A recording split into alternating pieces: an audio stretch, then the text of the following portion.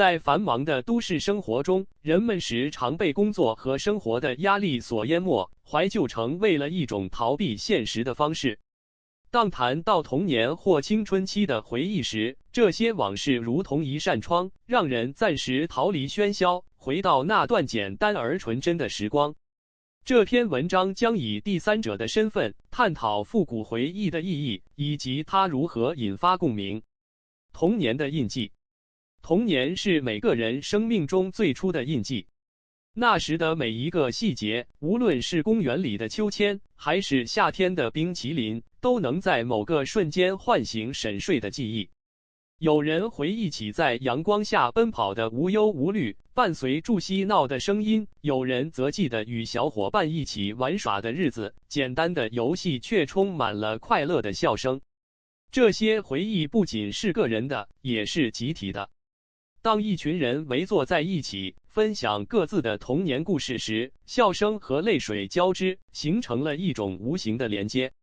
每个故事都像是一根细线，将彼此的心紧紧相系，让人感受到那种共鸣的力量。青春期的挣扎。青春期是人生中一个关键的转折点。在这段时期，个体从无忧的童年过渡到充满挑战的成年。面对学业的压力、友谊的考验和情感的探索，每个人都在努力寻找自己的位置。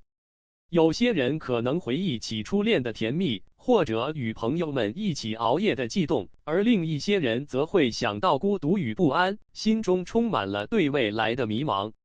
这些青春的回忆往往是矛盾的，它们让人既感到怀念，又不免心生感慨。当人们分享这些故事时，往往会引发深刻的共鸣。听者可能会在讲述者的经历中找到自己的影子，无论是欢笑还是泪水，这些回忆都成为了共同的语言。与时代的对话。复古回忆不仅是个人的情感宣泄，也是与时代的对话。在科技迅猛发展的今天，许多人对过去的渴望越发强烈。那个没有手机、没有社交媒体的时代，似乎是一种理想的存在。人们怀念简单的沟通方式和面对面交流的真挚感受，这些都让人觉得更加真实。当人们聚在一起，回顾那些年代时，往往会发现自己对过去的向往并不孤单。无论是80年代的音乐，还是90年代的电影，这些文化元素都成为了人们共同的记忆。它们引发的共鸣不仅仅是情感上的，更是文化上的共鸣，让人们在这个多元的社会中找到了一种认同感。复古与创新。在当今社会，复古风潮随处可见。时尚界、音乐界乃至文学界，许多创作者都在寻找复古的灵感。这不仅是对过去的致敬，更是对现代的一种反思。通过重新诠释那些经典元素，创作者们赋予了他们新的生命。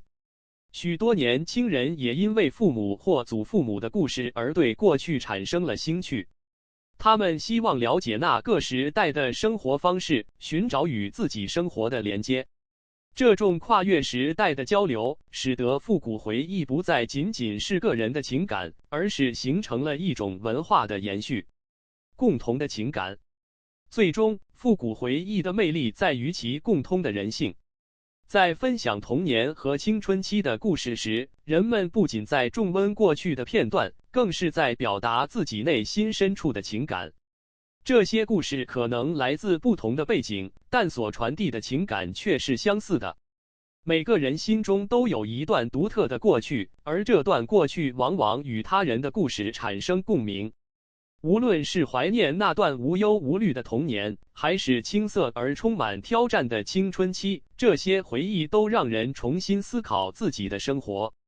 他们提醒住人们珍惜当下，活在当下，同时也让人们明白，无论时代如何变迁，情感的本质永远不会改变。